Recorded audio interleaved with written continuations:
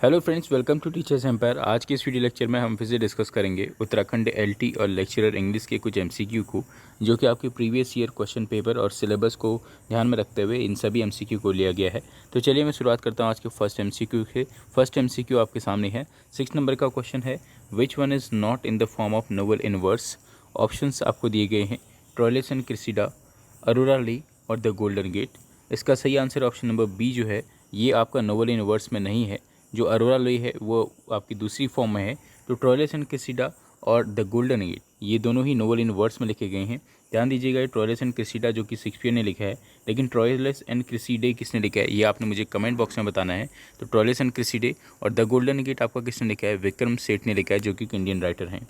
Next question है question number 7।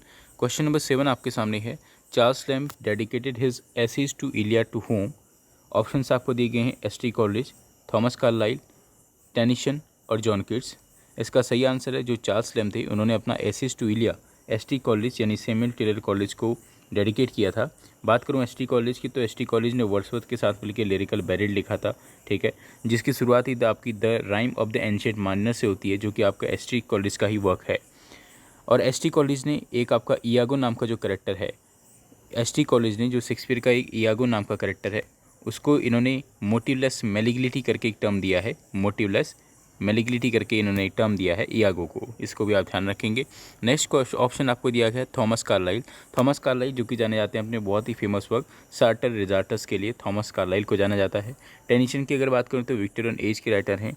Tennyson Victorian age के writer हैं, और टेनिसन को इनको एक चांसलर्स गोल्ड मेडल मिला था, वो इनके वक्त टिम्बकटू के लिए मिला था। किसके लिए? टिम्बकटू के लिए मिला था। इनका लाइफ स्वयं भी काफ़ी पूछा जाता है, जो कि आपका 1809 से लेकर के 1892 इनका लाइफ स्वयं है, 1809 से 1892। इन मेमोरियम नाम की इन्होंने आपका एलिजी लिखी थी। किसकी बात हो रही है? अल्फ्रेड लॉर्ड टेनिसन की इन मेमोरियम नाम की एलिजी लिखी है। इसके साथ साथ इन्होंने यूलिसिस नाम की पोएम लिखी थी। किस नाम की? यूलिसिस नाम की आपकी पोएम लिखी थी। अक्सर पूछा जाता है कि जो यूलिसिस पोएम है ये इसकी फॉर्म क्या है, तो आप ध्यान रखेंगे जो यूलिसिस पोएम है ये आपका ब्लैंक वर्ड्स में लिखी गई है और एक ड्रामेटिक मोनोलॉग है। क्या है? एक ड्रामेटिक मोनोलॉग है। नेक्स्ट बढ़ता हूँ आपका जॉन कीट्स की ओर। तो जॉन कीट्स जो कि अपने बहुत ही फेमस ओट्स के लिए जाने जाते हैं, और 1819 जो कि इनका ओट्स का फेमस ईयर है, जिसमें इन्होंने चैपन सोमर करके जो इनका ओड आया था वो इन्होंने पब्लिश कराया था। अगर बात करें जॉन कीट्स की, तो इन्होंने बहुत सारे ओड, जिनमें मैंने आपको कल भी बताया थे, जैसे आपका ode on a Grecian, ode to autumn और ओड टू नाइटिंगेल करके जॉन कीट्स के इम्पोर्टेंट ओड्स हैं। और 1819 इनका बहुत ही फेमस ईयर है, किसका? जॉन कीट्स का। और ये कौन सी एज से बिलोंग करते हैं? रोमांटिक एज से बिलोंग करते हैं जॉन कीट्स साहब। नेक्स्ट क्वेश्चन की ओर बढ़ते हैं। नेक्स्ट क्वेश्चन आपके सामने है, हु रोट द नोवेल, नहीं ये हु रोट द पोएम है। Who wrote the poem morning at the window. तो मॉर्निंग एट द विंडो नाम की पोएम किसने लिखी थी? ऑप्शंस आपको दिए गए हैं, Philip Sidney, T S. Eliot, P B. Shelley और जॉफरी चौसर। इसका सही answer option number B, T S. Eliot ने आपका मॉर्निंग एट द विंडो नाम की पोएम लिखी थी। किसने? टी.एस. इलियट ने। टी.एस. इलियट का पूरा नाम क्या है? Thomas Stearns Eliot T S. Eliot का पूरा नाम है। अगर बात करूँ टी.एस. इलियट कौन सी सेंचुरी से बिलोंग करते हैं, ये आपका 20वीं सेंचुरी के राइटर हैं। ये बहुत ही फेमस वर्क अपनी द वेस्टलैंड के लिए जाने जाते हैं। इसके साथ साथ ओम नाम के सीडोनिम का यूज़ भी आपका टी.एस. इलियट के लिए किया जाता है। इनका जो डेट ऑफ बर्थ है 1888 से लेकर के 1965 इनका डेट ऑफ बर्थ है, जो कि इंपॉर्टेंट है और पूछा जाता है इससे एग्जाम्स में, ठीक है। और proof rock and the other poems और अदर ऑब्जर्वेशन करके इनकी बहुत सारी नोबल पोएम्स हैं। अगर बात करूँ इनके इंपॉर्टेंट फैक्ट की, तो आपने ये ध्यान रखना है कि टी.एस. इलियट को 1948 में, कब? 1948 में टी.एस. इलियट को नोबेल प्राइज़ मिला था, 1948 में। नेक्स्ट क्वेश्चन यानी नेक्स्ट ऑप्शन की ओर बढ़ता हूँ, जो है आपका पी.बी. शैली यानी पर्सी बाइसी शैली के नाम से हम जिन्हें जानते हैं। पी.बी. शैली, अगर मैं आपसे पूछूँ कौन सी एज से बिलोंग करते हैं, तो आपने मुझे कमेंट बॉक्स में बताना है कि पी.बी. शैली कौन सी एज से बिलोंग करते हैं, ठीक है। पी.बी. शैली जो कि ode to the west wind इनकी बहुत ही फेमस वर्क है। Ode to the west wind ही इनका अक्सर पूछा जाने वाला वर्क है, किसका? पी.बी. शैली का, यानी पर्सी बाइसी शैली का। वीडियो को आप छोटा करें, वीडियो को आप लाइक करें, जिस हिसाब से आपका रिस्पांस होगा उस हिसाब से अदर वीडियोस भी मैं डालते रहूँगा। आपको कुछ ना कुछ आप यहाँ से गेन कर रहे हैं, इस बात का ध्यान रखिएगा। और एलटी और लेक्चरर की सिलेबस बेस्ड ही ये राइटर हैं, इस बात को आप बहुत आप बिल्कुल भरोसा कर लें इस बात पे कि ये कोई भी आपको बाहर का राइटर इसमें नहीं मिलेगा।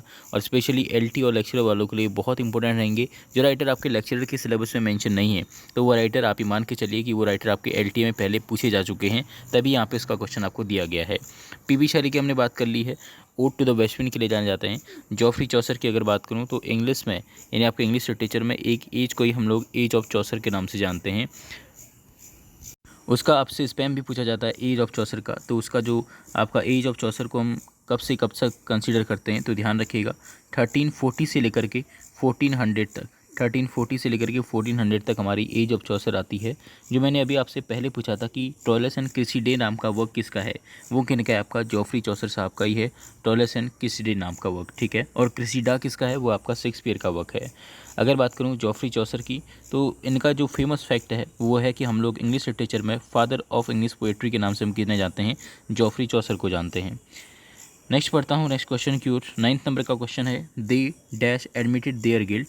ये आपका ग्रामर का क्वेश्चन है। They dash admitted their guilt, यहाँ पे क्या आएगा, देमसेल्फ आएगा, देमसेल्फ्स आएगा, या अवर सेल्फ आएगा, या हिमसेल्फ आएगा। तो यहाँ पे आएगा दे देमसेल्फ्स एडमिटेड देयर गिल्ट्स। ध्यान रखिएगा, आपको देमसेल्फ और देमसेल्फ में डिफरेंस पता होना चाहिए। आप चाहें तो आप गूगल में इसके एग्जाम्पल दे सकते हैं। दे का जो प्लूरल होता है और जो उसका रिफ्लेक्सिव होता है वो देमसेल्व्स उसमें लगता है, इस बात को ध्यान रखें। नेक्स्ट क्वेश्चन है question number 10, who won the Nobel prize इन 1932। ये आपके नोबेल प्राइज़ के बेसिक्स लिटरेचर से आपसे क्वेश्चन पूछा है कि 1932 में नोबेल प्राइज़ किसने जीता था। ऑप्शंस आपको दिए गए हैं, जिनमें आपका जीबी शॉ आते हैं, जॉन गाल्सवर्दी आते हैं, डब्ल्यूबी यीट्स या टीएस इलियट आते हैं। मैंने अभी आपको पहले बताया था, ये चीज़ें आपको बार बार रिपीट अगर आप करेंगे तो आपको ध्यान रहेंगी। जैसा कि मैंने आपको बताया था, जो आपके टीएस इलियट हैं उन्हें आपका 1948 में क्या मिला था, नोबेल प्राइज़ मिला था। डब्ल्यूबी यीट्स की मैंने आपसे कल ही बात कर दी, जो आपकी विलियम बटलर यीट्स हैं, जो कि जाने जाते हैं अपने बहुत ही फेमस वर्क जिसका मैंने पहले भी आपको बताया है, द सेकेंड कमिंग के लिए। इसके साथ साथ द सेकेंड कमिंग के साथ इनका एक और वर्क है जो इनकी पोएम है, a prayer for old age. क्या नाम है, a prayer for old age करके भी इनकी ये क्या है, पोएम है। और तो डब्ल्यूबी यीट्स को जो नोबेल प्राइज़ मिला था वो मिला था आपका 1923 में, इसको भी आप ध्यान रखेंगे 1923 में। और जॉन गाल्सवर्दी को मिला था आपका 1932 में। 32 को अगर आप उल्टा करेंगे तो 23 होता है, जो कि डब्ल्यूबी यीट्स को आपका नोबेल प्राइज़ उस दिन मिला था। जीबी शॉ की अगर बात करूँ तो 1925 में इन्हें नोबेल प्राइज़ मिला है, जीबी शॉ को। जीबी शॉ का आप लोग पूरा नाम लिख के आप मुझे कमेंट बॉक्स में बताएंगे, जिससे भी आता है जीबी शॉ, ठीक है। नेक्स्ट क्वेश्चन है क्वेश्चन नंबर 11 आपका, love looks not with these eyes but with the mind, from which poem, from which play these lines have been taken. मैं दोबारा क्वेश्चन को पढ़ता हूँ, love looks not with the eyes but with the mind, from which play these lines have been taken. तो इन lines को कहाँ से लिया गया है कि love looks not with the eyes but with the mind. Options आपको दिए गए हैं, midsummer night dream, as you like it, या ट्वेल्थ नाइट। इसका सही आंसर आपका option number A, midsummer night dream से इन लाइंस को लिया गया है, love looks not with the eyes but with the mind से। अगर बात करूँ मैं आपके इन तीनों वर्क्स की, तो ये तीनों वर्क ही आपके किसके हैं, विलियम शेक्सपियर के हैं। बात करिए एज यू लाइक इट की, तो एज यू लाइक इट का आपको करेक्टर पता होना चाहिए, क्योंकि ये बहुत ही इंपॉर्टेंट वर्क है। कुछ मेन इंपॉर्टेंट वर्क हैं। एज यू लाइक इट में आपने देखा होगा, यहाँ पे आपको रोज़लिंड और सीलिया देखने को मिलते हैं। कौन कौन सी, रोज़लिंड और सीलिया। इसके साथ साथ आपका ऑरलैंडो नाम का करेक्टर भी आपको किसमें देखने को मिलता है, आपका एज यू लाइक इट में, रोज़लिंड, सीलिया और ऑरलैंडो। बात करूँ अगर मैं ट्वेल्थ नाइट की, तो ट्वेल्थ नाइट इसमें आपको बहुत ही फेमस करेक्टर प्रोस्पेरो नाम का आपको करेक्टर किसमें देखने को मिलता है, ट्वेल्थ नाइट में। और आपको मिरांडा वॉयला सिजेरियो नाम का भी करेक्टर ट्वेल्थ नाइट में देखने को मिलता है, इसे आप ध्यान रखेंगे। नेक्स्ट क्वेश्चन की ओर बढ़ता हूँ। नेक्स्ट क्वेश्चन आपके सामने है, we scored as many as goals as. ये आपका ग्रामर से क्वेश्चन है, बेसिक इंग्लिश ग्रामर से क्वेश्चन है। We scored as many as goals as. Options आपको दिए गए हैं, दे, देम, आवर सेल्फ्स या देम सेल्फ।